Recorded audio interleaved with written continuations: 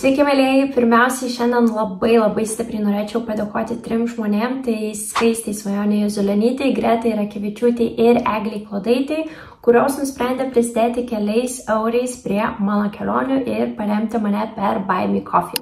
Tai jeigu ir jūs norėtumėte tai padaryti, tai paliksiu nuorodą video aprašyme. Iki mano naujausios kelionės liko mažiau negu 2 mėnesiai, tai tikrai labai raginu pasekti mane Instagrame, nes būtent ten matysite visą kelioninį turinį kiekvieną mielą dieną.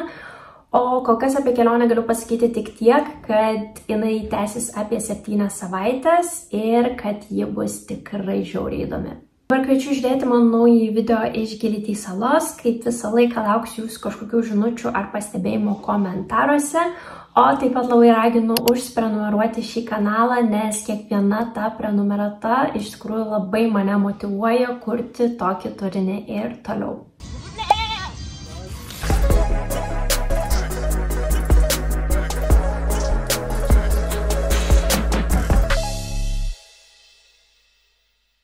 Na ką, mes tęsime savo kelionę iš Nusa Penidos į Gili salą ir čia svarbu paminėti vieną dalyką.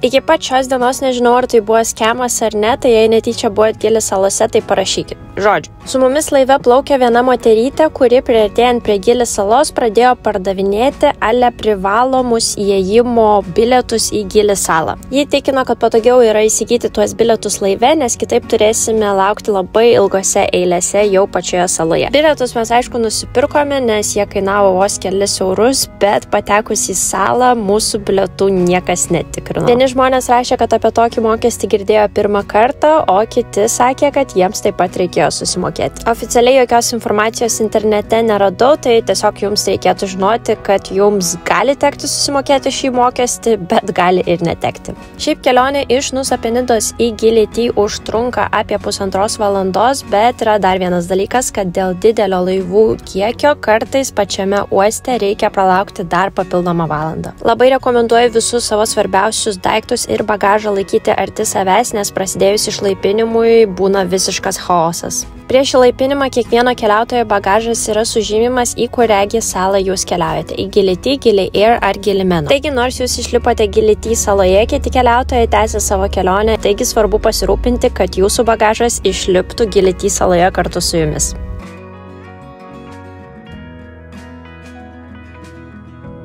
Gili sala yra tikrai labai nedidelė, nes ją visą aplinkui galima apeiti vos per 1,5 valandos. Taigi mes išlipę iš laivelio iki savo viešbučio nusprendėme tiesiog eiti pėsčiomis. Deja, mes ir vėl nepataikėme su viešbučiu, tai šito viešbučio tikrai nerekomenduoju, labiau rekomenduočiau tą, kuriame buvo apsistojus praeitais metais, arba dar šitas yra fainas. Na, o dabar einam pasižvalgyti po pačią salą. Ji išgarsėjo vien dėl to, kad visoje saloje nėra jokio motorinio transporto. Čia yra tik tais arkliukų varomos karietos ir dviračiai. Na ir žinoma, turistams patinka tas faktas, kad čia beveik ant kiekvieno kampo visiškai legaliai ir paprastai gali gauti grybų kokteilius. Nežinau, esu žiauriai nusivylus Gili, nes buvau prieš 2 metus, galvoju grįžti tą patį restoraną, palydėti saulės, nes buvo 1, 2, gal 3 restoranai būtent saulės palydėjimui, tokie normalesni. Ir šiais metais yra tiek restoranų, kad aš net negaliu prisiminti, kuris čia buvo. Ir apskritai nebėra nei vienos vietos, kur tu galėtum prisėsti ir tai nebūtų beach clubas ar restoranas. Čia apvažiavom visą salą ir yra vienintelis paplūdimio lopinėlis, kur nėra nieko ir tu gali prigulti. Visur kitur viešbučiai, restoranai, beach clubai, baseinai. Tai prasme, nežinau, gal man tiesiog prieš 2 metus tas buvęs kitoks įvaizdis dabar mane biškai šokiruoja, tai liūdnoka. Tai kas bus po dar 2 metų. Gaila, bet yra kaip yra. Balis ir aplinkinės salos dėl milžiniškų turistų kiekio plečiasi vis sparčiau. Vietiniai juokauja, kad vos ne kiekvieną mėnesį saloje išdygsta po naują viešbutį ir restoraną. Žinoma, kad vietiniai džiaugiasi turistų atnešamais pinigais, tačiau jie dirba sunkiai ir ilgai, kol jų vaikai leidžia dienas vieni.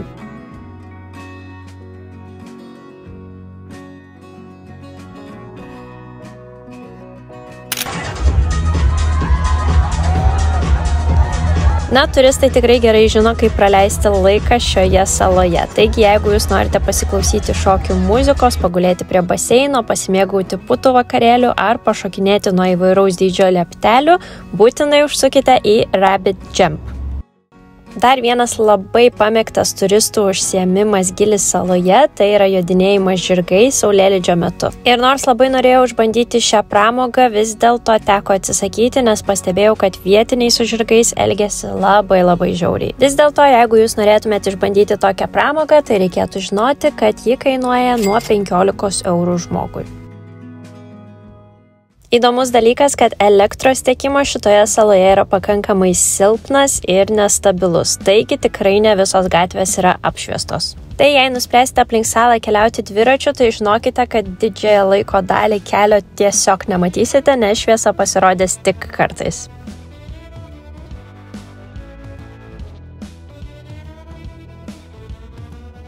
Mūsų vakarienė kiekvieną vakarą be išimčių būdavo šitame maisto turguje. Ir tikrai žinau, gal jis ir neatrodo sterilus, gal jis ir neatrodo estetiškas ar labai gražus, bet aš jums prisiekiu, čia jūs valgysite skaniausią ir šviežiausią žuvį savo gyvenime. Čia rasite šviežiausius krabus, omarus, moliuskus, karališkasis krevetes, aštunkojus ir dar daug skaniausių kitų dalykų. Kas keisčiausia, kad man net nėra taip, kad man labai patiktų jūros gėrybės, bet čia aš neįsivaizduoju, ką jie su jomis daro, bet jos yra nerealiai skanios.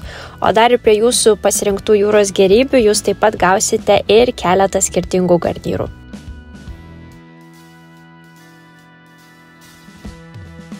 Skaniai pavakarieniavę keliavome pasivaikščioti po gatves ir čia aš pamačiau sąrašą, kuriame galima matyti, kiek žmonių iš kurios šalies yra išgėrę kiek alaus. Spėkit, ką Lietuvos net nebuvo, taigi teko ją prirašyti ir išgerti vieną alaus už Lietuvą. Na, o su vakarėliais čia labai paprasta ir griežta. Iki 12 dirba visi barai ir klubai, bet po 12 dirba tik tais vienas, taigi visi salos gyventojai ir susirenka jame.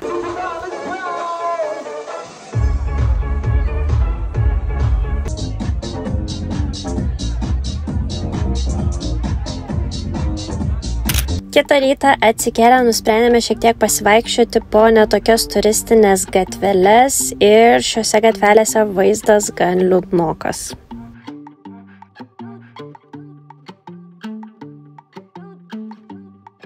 Šito dalyko tikrai nežinojau, bet pasirodo, kad Gilis saloje galima surfinti, tik reikia užtaikyti ant gerų sąlygų. Salos pietuose rasite nemažai surfinimo mokyklų, kuriuose galėsite išsinuomoti lentą ar pasimti surfinimo pamoką. Tai man, sakyčiau, tokia naujienėlė, kad Gilyje galima surfinti. Prieš 2 metus mačiau, kad žmonės surfina, bet aš galvoju, kad čia labiau tik tais pradinukam. Tai rytoj gal pabandysim pasurfinti. Įdomu. Gal net šito sala bus geresnė negu Balis, nes šį viską galime rasti. Jeigu jūs domina skrydžiai sraigtasparniu, maždaug už 1200 eurų galite užsisakyti skrydį į kitą salą.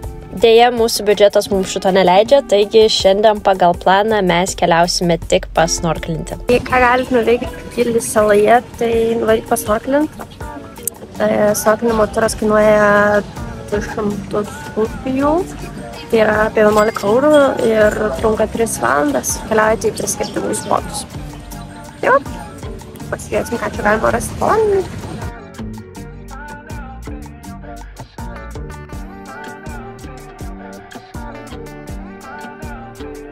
Mes asmeniškai šį turą pirkome per savo viešbutį, bet jūs galite jį nusipirkti ir bet kur Gilis salos gatvėse, nes iš esmės visi turo operatoriai jūs plukdins į tas pačias žinomas vietas. Taigi apie 10 valandą susitinkame sutartoje vietoje, pasiemame visą mums reikiamą įrangą, kuri jau skaičiuota į kainą ir esame pasiruošę plaukti. Šio turo metu mes turėjome 3 sustojimus skirtingose vietose. Ir štai pirmojo sustojimo metu pamatėme ne vieną, o net keletą skirtingų vežlių. Mums net nereikėjo rūpintis filmavimu, nes viską už mus filmavo mūsų turo organizatoriai. Pirmame punkte snorklinome gal apie valandą, o tada mus atplukdino į Gilimeno salą, kurioje galėjome turėti pietus. Ne, pietus nebuvo įskaičiuoti į turo kainą, taigi už tai reikėjo mokėti papildomai. Na, o kol mes čia ramiai valgome, tai tik noriu Jums priminti, kad mano elektroninėje svetainėje www.spalvotampasauly.lt galite rasti balio gidą su visomis rekomendacijomis, salomis ir žemėlapiu. Taigi, jeigu patys norėtumėte susiplanuoti savo kelionę Balyje, šis gidas Jums labai padėtų. Gide rasite visą informaciją ne vien apie Balį, bet taip pat ir apie Nusa Penidą, Nusa Lembongan, Gili, Lombok ir kitas salas, kurias tiesiog būtina aplankyti jūsų kelionės Balyje metu. Na, o mes vėl grįžome į vandenį, kur spėjome pamatyti dar daugiau vėžlių, dar daugiau žuvyčių, tada taip pat pamatėme mėlynąjį koralą, kurį pasirodo galima pamatyti tik 2 vietose pasaulyje ir, žinoma, pamatėme labai gerai visiems žinomas povandeninės skulptūras. Deja, bet šios skulptūros neturi kažkokios mistinės istorinės reikšmės, nes jos buvo įrengtos tik 2017 metais, kad paskatintų turizmą ir atkreiptų dėmesį į koralinių rifų apsaugą.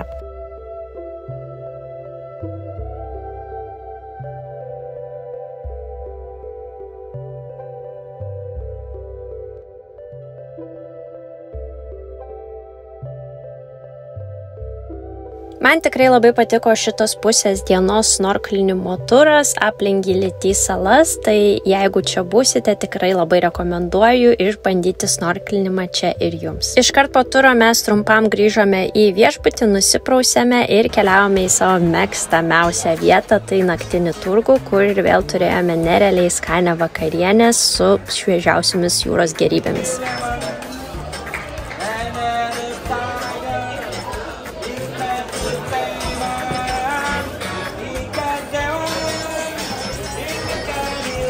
Po vakarienės sekė vakarėlis, tačiau po vakarėlio išėjusi į gatvę pamačiau, kad nebėra mano išsinuomoto dviračio. Tai noriu papasakoti labai trumpai šitą istoriją su dviračiu ir kodėl aš manau, kad tai galėjo būti kažkoks tai mini skemas. Žodžiu, viskas buvo labai paprasta, mes atvarėm su dviračiais, priparkavom dviračius prie klubo, nuvarėm pašokti, pabuvom keletą valandų ir mes grįžtam, Grego dviratis yra, mano dviračio nėra. Aš kaip puikiai prisimenu, kaip aš uždėjau spyną, kaip aš įvedžiau kodą ir aš užrakinau tą dviratį, tai nebuvo taip, kad aš tiesiog palikau ir išėjau. Tai va, tai atėjom, dviračio nėra, aš aišku žiauriai susinervinau, nes iškart galvojau, kad čia kažkas yra ne taip. Bet, nu ką padarysim, mes tiesiog grįžom atgal į viešbutį ir kitą rytą tiesiog iš karto viešbučio darbuotoja pasibeldė į duris ir paklausė, kur yra antras dviratis. Ir aš sakau, jo nėra, nes jis buvo, nežinau, paimtas, pavogtas, kažkas atsitiko, nes negalėjo tiesiog taip dingti. Aišku, tada prasidėjo kaltinimas manęs, kad aš neužrakinau dviračio, kad aš jo nesaugojau, kad aš priparkavau kažkur nepatikimoje vietoje. Nors mes tiesiog su Gregu jį palikom tą dviratį šalia vienas kito. Kartu užrakinom, ta prasme. Tai prasidėjo toks kaltinimas, kad aš nesaugoju dviračio ir kad čia man dabar reikės už tą dviratį sumokėti ir kad dabar tam dviračio savininkui yra nuostolis, nes kad jis prarado dviratį, kas šitą dviratį galėjo paimti, jį reikia dabar kažkaip surasti, jis išsiuntė kažkokį žmogų ieškoti tą dviračio po visą salą, žinoma, jis to dviračio nerado. Kaip specialiai mes tą dieną jau turėjome išplaukti į Lomboką, tai tiesiog viskas taip suėjo, kad žiauriai ne mano naudai. Dar vienas dalykas, saloje nėra policijos, tai aišku, policija nieko negali nei registruoti, nei nu tiesiog to dviračio nėra, jis dingo ir aš esu aišku kalta, faktas, kad ne kažkas kitas ir man dabar reikia sumokėti 100 eurų už tą dviratį, kur nors visiškas šukšlė, tas dviratis nesirūp. Tai va. Ir nieks man negali padėti, mes turim išvažiuoti, aš simoku to kvailą 100 eurų ir jis pasakė, ne, aš jums grąžinsiu tą 100 eurų, jeigu aš tik tais rasiu tą dviratį saloje, žinoma, man nieks taip daugiau ir nepaskambino, ar to dviračio nerado. Bet esmė yra tokia, kad saloje yra keletas dviračių kompanijų, jos yra nudažiusi savo dviračius tam tikrą spalvą ir yra tas dalykas, kad tie dviračiai yra vagiami, kad vagia net tie patys žmonės iš savo kompanijos, tiesiog kad gautų tą 100 eurų už dviratį ir paskui aišku, kad tas dviratis atsiranda. Vagia ir kiti iš kitų kompanijų, lygiai taip pat dėl tos pačios kompensacijos, paskui grąžina tą dviratį tai kompanijai, jie pasidalina tą 100 eurų per pusę. Tai jums tiesiog reikia žinoti, kad tokie dalykai vyksta ir nežinau iš tikrųjų, kaip nuo to apsisaugoti. Tiesiog turėti tikriausiai būtų palankiau turėti savo spyną ir rakinti su savo spyna, nes faktas, kad jie žino, kaip atidaryti savo spynas, kurias jie ir duoda. Bet kitas dalykas, tai iš tikrųjų nežinau, kaip apsaugoti, tiesiog norėjau jums tai papasakoti, kad žinotumėt, kad taip gali atsitikti. O kas blogiausia, kad draudimas šito dalyko irgi nekompensuoja, nes draudimas nedraudžia nuomojamų dalykų.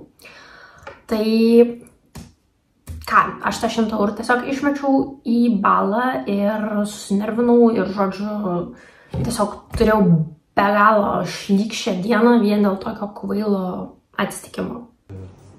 I already bought a lost bike. Yeah, but how then people, how... The law.